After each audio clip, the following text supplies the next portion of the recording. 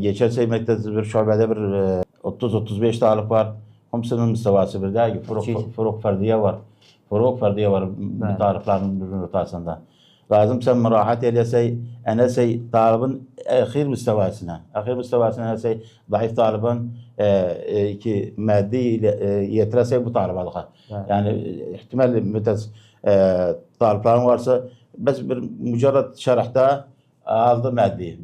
Bes o bir talip استعاب يمس لازم فروق فردية مراعاة يدسي لازم فروق فردية موجود تكون يرده يعني biz burada oturuyor ليش دور بيش adam يساق العادي مقدم البرامجتان متحدثten مصورlardan ikide ortamızda furuk ferdiye var. Olur yani bir şey ben biliyorum bir malumu yani de malum değil. O sen bir malumu bir şey benim yanımda lazım. Tahammül edək ikimiz birimizdən, iki birimiz alıyaq. Bəli.